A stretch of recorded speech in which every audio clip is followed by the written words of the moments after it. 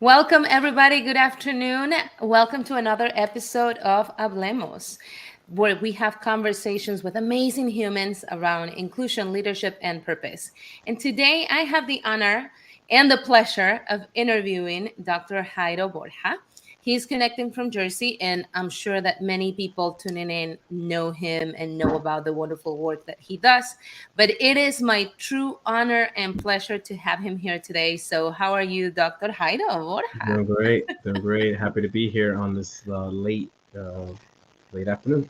I know, and we're happy to be here. And I'm personally happy to always speak to wonderful people like yourself, and especially those who are doctors. I have a thing for um, people who go through this long periods of schooling and learning and getting that doctorate degree. I know it takes blood, sweat, and tears. So I will make sure to mention Dr. Jairo Borja all the time, just Thank you, because I appreciate it. know the hard work. But welcome, welcome. Why don't you go ahead and tell us a little more about you, what you do, what you currently do, and your path into the position and your company where you are today? Sure. My name is Dr. Jairo Borja, obviously, as you mentioned earlier, and my upbringings are I was born in Astoria, Queens. I'm a New Yorker at heart, Queens. Shout out to Queens. Born to Colombian parents, both from Barranquilla, Colombia. They came in the late 70s, very early in the 80s.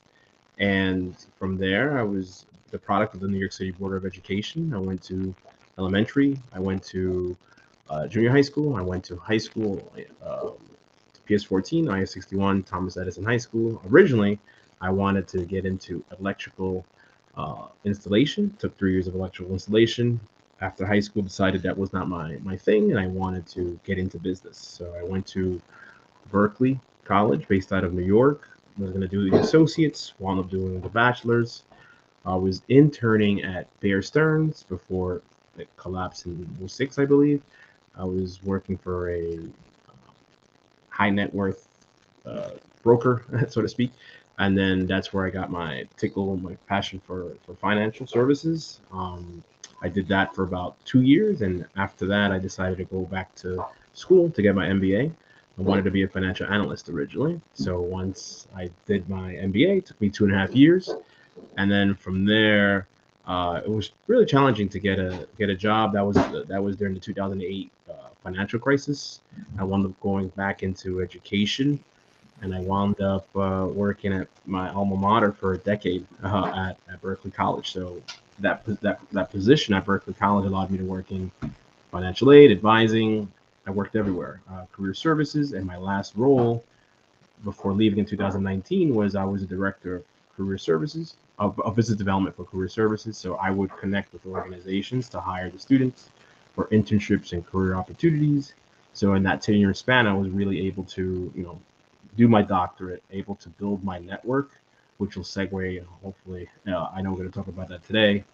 All my concepts from my book, I learned throughout the 10 years building relationships for someone else, and now I build them for myself with Borja Consulting Group. So that started out of I started doing it on the side, doing workshops on the side, and now I do talks to different organizations and colleges and universities on networking and how to network effectively and how to incorporate leadership and volunteerism in 2023. I also do some education consulting where I go to different institutions and advise them on how to leverage workforce development for fundraising opportunities. And I also have a course. I have a book. I have a course and book. You do it all. You I do have a it all. podcast. Whatnot. You What have don't a I have? podcast. Yeah. Um, what inspired you to get into that educational field and to teach, right? Because ultimately you are Yeah. teaching, you're sharing knowledge, you're Yeah. coaching people, you're coaching students. Yeah. Where do you think that was born from? That was definitely my presentation skills growing up. One of my professors, Dr. Barrington, I can't remember his first name. It was so long ago. He said, "You know what? You present so well. You remind me of a teacher, or your instructor." So after that, oral communication was always easy, and presentation was always simple. I actually one thing I didn't mention that in that first part is part time. And from '09 to 14, I did teach part time. I adjuncted a couple of schools, and I adjunct anything in a school of business. So I taught anything from macro to micro to small business to principles of marketing, principles of management, leadership. I literally took Dr. Farrington's advice and obviously adjunct from 19 to 14, and then I adjunct recently during the pandemic for ASA college for a little bit, and I did a couple of classes with them, including digital marketing, which was interesting. So, yeah, I don't know. I guess all the way from 18 years old, I kind of knew I was gonna be in education some way somehow. And let me ask you something.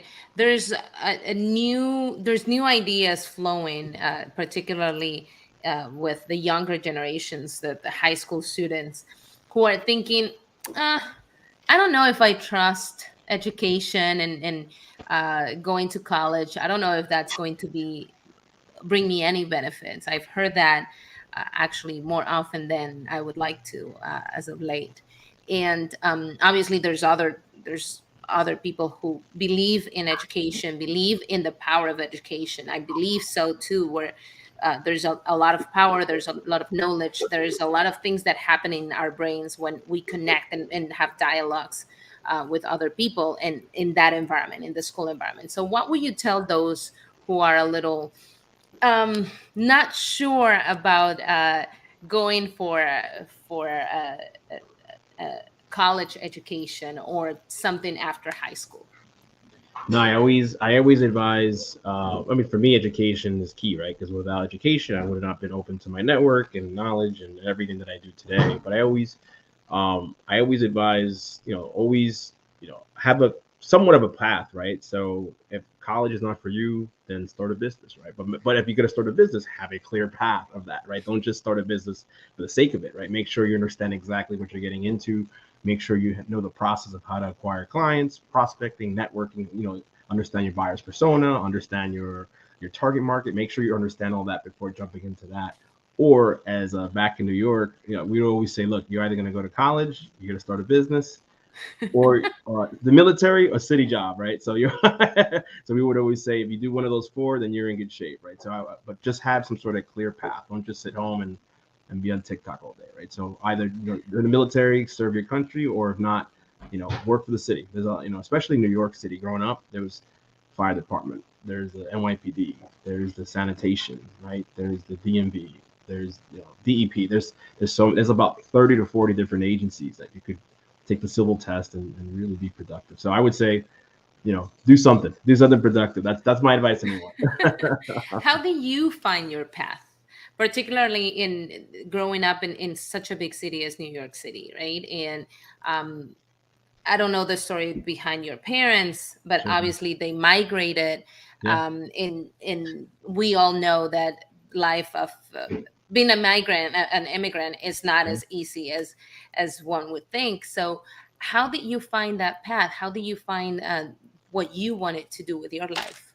It took trial and error. There's a couple of other things that I'm not mentioning, but it took lot of trial and error, and I did have a lot of role models growing up.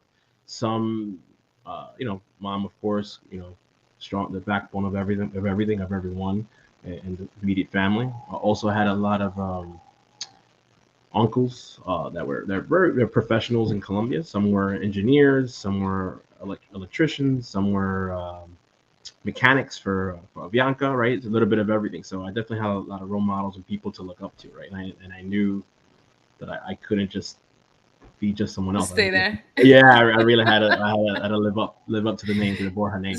Especially with a mom like you describe her. I bet Yeah, she was on your case. You have to do something, yeah, right? You exactly. had to accomplish things. I Yeah. can only imagine. How was it growing up with a strong mom like that? Nah, it was amazing. She was the backbone of everything. She worked a day, worked a night, worked two jobs whenever it was possible to put food on the table, and even in my undergrad, where I didn't get all coverage of Pell and TAP, which is the state aid, state grant in New York. Had to take out loans, and even after that, I had to pay out of pocket. Whenever I needed anything, she was always there financially, emotionally for me. So she's great. She's amazing. She's gonna retire this year. God bless her. So Oh, we're is there gonna a throw her a party. celebration? We're gonna do a Yeah. celebration. Yeah, yeah. Hopefully she's not with watching because I don't want to spoil it. with Colombian food, with the Yeah. what's the name? There's a big dish. There's a big plate. I can picture it, but I don't remember the name. With the pork and the beans and the gosh, you should. Pasteles, I don't know, maybe. Who knows? No, who Empanadas? knows? But you have amazing food, and 100%. amazing places. Colombia, it's such a beautiful Yeah. country. I've never had the pleasure of visiting, but I've seen pictures, and You I should really go. want to Good go to time. Santa Marta. You should. 100%. Highly recommend it. Growing up, is there a life story that shaped you into the person that you are today? Not a specific story, but just like mom and dad were always together or whatever on the one roof. So I assumed the role of big brother dash dad, right? So at some point, I kind of had to grow up, fast, like overnight. So I just overthink circumstances help me to shape up to kind of step up and be a role model even to my younger brother, right? He didn't. Now he got his associates, but he's doing very well right now in food service, right? I have two other stepsisters. One is doing one is doing okay, and the other one is still in school, right? And then of course I have my cousins that after me got their MBA. None have a doctorate yet, but others got their masters. So I was able to be a trailblazer for those individuals, and I'm glad to do it. Hopefully, I'm not the first. I'm the first the doctor. Hopefully, not the And last not the doctor. last one. Yeah, yeah, exactly. How was that path to obtaining and becoming that a doctor? And was it easy? Was it No, it was not were easy. there No. were there moments when you were giving up and Yeah, it you? was absolutely. I started it in 2011, and I finished it in 19, so almost Oh 8 years. wow. 8 years, and a lot of things got in the way, right? So of course, not sure if well, one day if you go that route, you'll know. But the process is you have to write a dissertation, right? And then there's a committee. I did it at Walden, right? So there's a chair, second committee, and Euro R, right? And then they have to all approve it, and then the chief academic officer has to approve it, right? But it's easier said than done than when I'm explaining it, right? So you have to get certain milestones done in order to do the first defense, and then once you do then you do those milestones, and then you do the second defense, right? So I had issues in the beginning writing it. Had issues with someone with one of the chairs. Switched chairs. Then I got married. Mm. Then I had a daughter number two. Oh boy. A lot of life things got in the way. And then finally, then I had my job kind of like took me away. Was distracted with work. Had issues with APA. For those who know academia, got someone to help me with APA, and finally I got it done. There was like I remember from I did like an intensive residency. I would say like in 16 or I would say 17.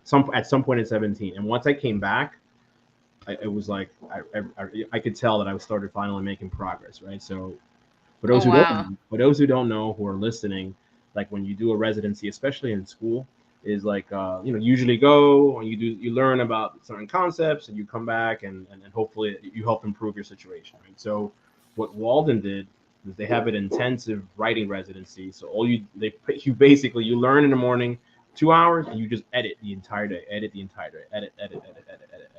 And then, so I was able to take myself out of work, out of life, and was able to really just, write. So Wow. yeah, yeah, Wow. What?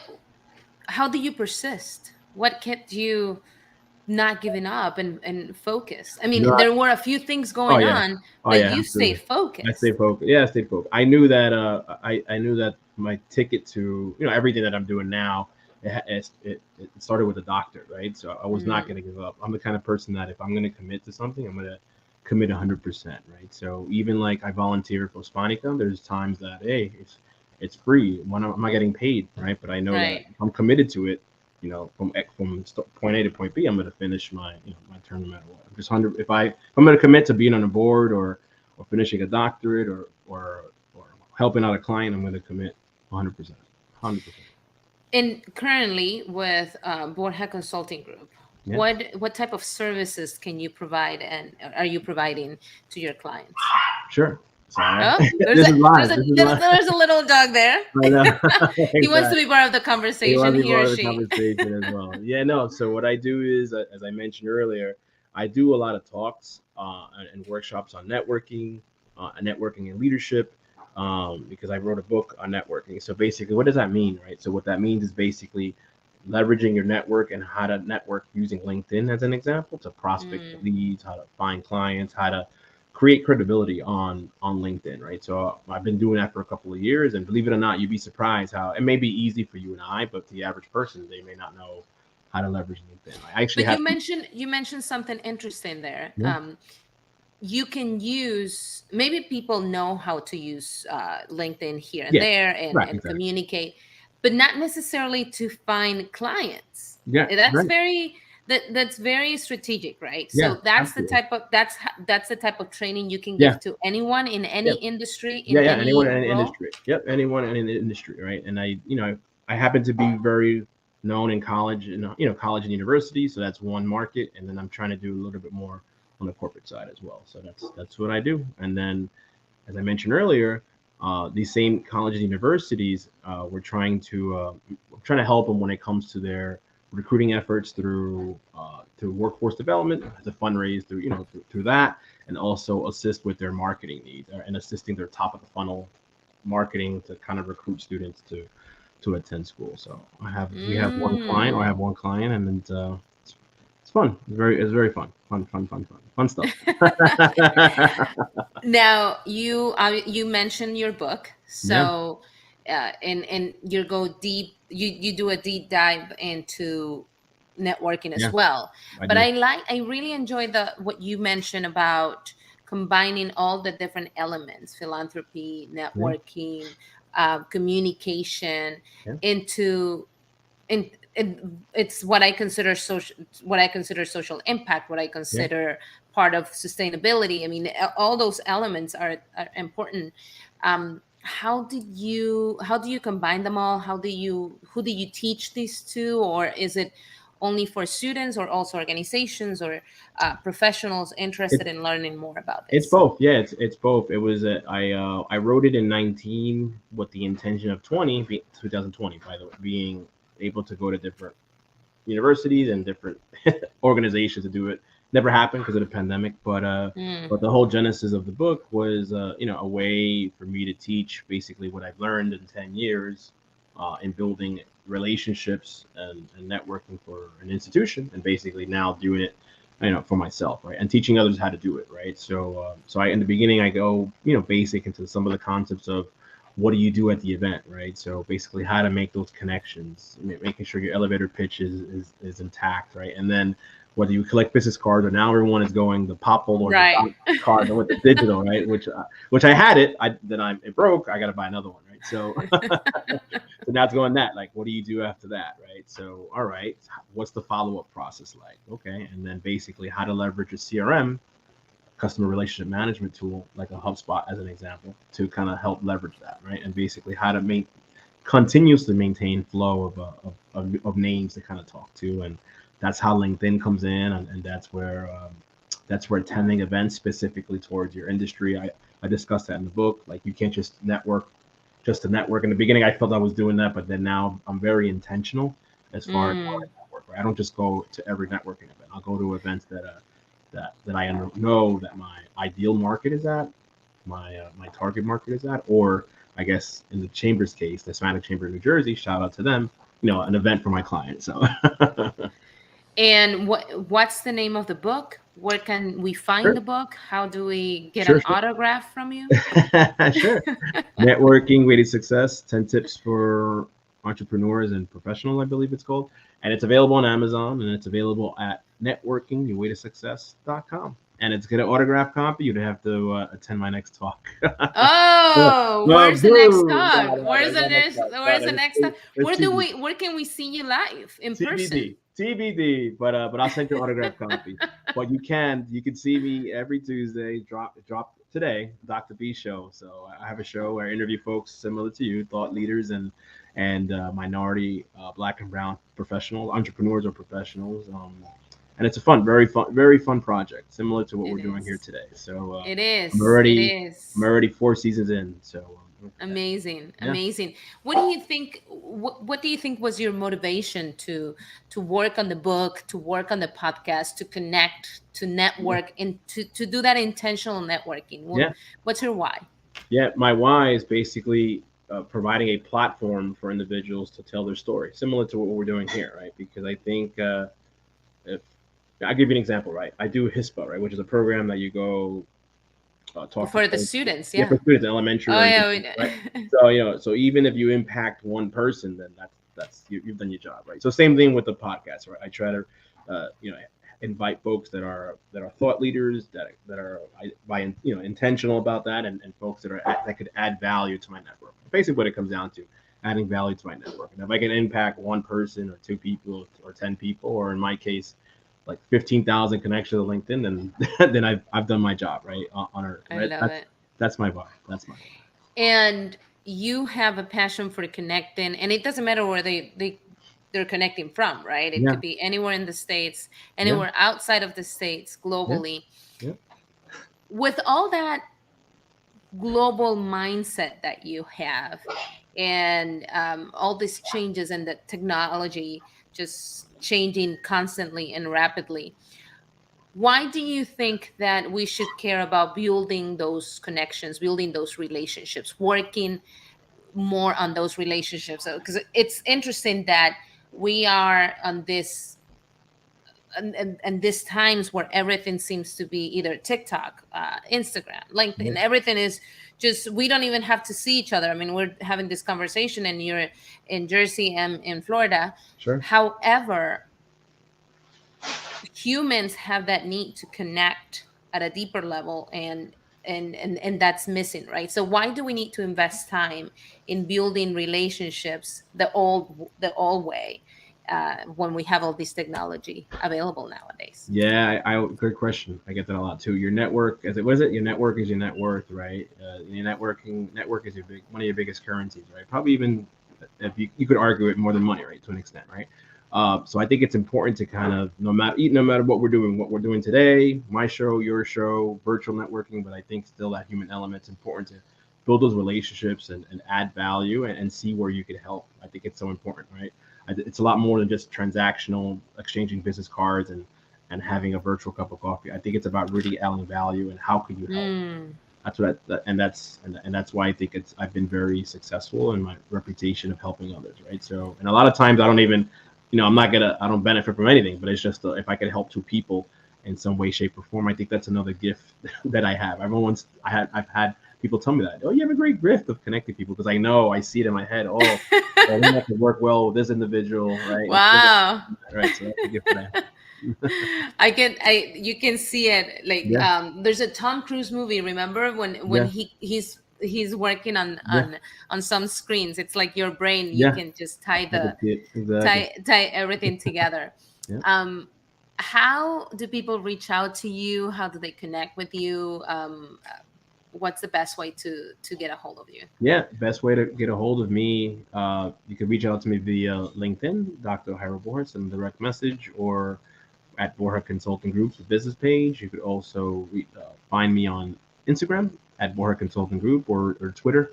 I do check it once in a while at Borja Consulting. On Facebook, we do have a Facebook business page, Transforming Your Way to Success, which highlights the course a little bit. So yeah, they can reach out to. What do you have? What's the future look like for you?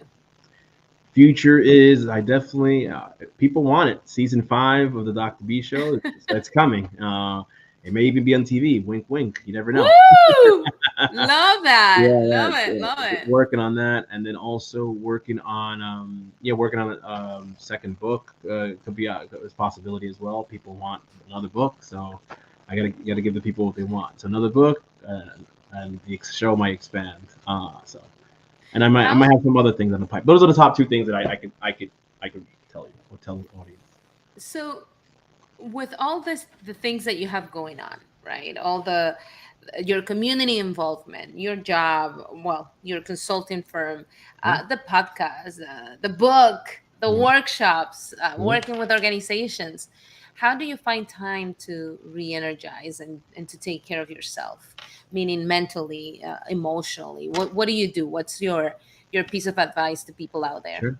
I would say read a book, or in my case, listen to a book. I listen to books very often, especially while I do my walks. That's another thing you should do.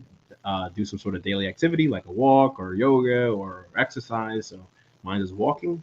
And while I walk, I learn. So I'm always, my mind is always working, right?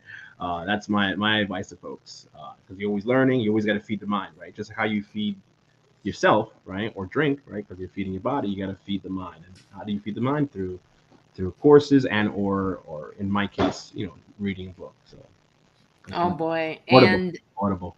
My best friend. Audible, yes, Audible. Um, what about your family? And I love that you mentioned your mom and Mhm. how important she has been. Sure thing. Do you have brothers and sisters? Do you have? Yes, I have a brother. Shout out to Oh, him. you did Yeah, yeah, mention, yeah, yeah. yes, A you brother did and then mention two them. sisters. Yep. And then Another thing I do that to kind of piggyback off your other question is I try to shut down. I try shut down at 6 Eastern and just spend time with the family, whether it's helping the little one with the homework or helping the big one with something or just watching TV. Just try to spend time with them. So I try. I can't say I do it every day, but is it two girls? two girls. Yep. Hmm. How do you feel about being a girl dad? Girl dad, I love it. I love it. I wouldn't have it any other way. What is the best, or what is your legacy to your girls? Hardworking, hustler.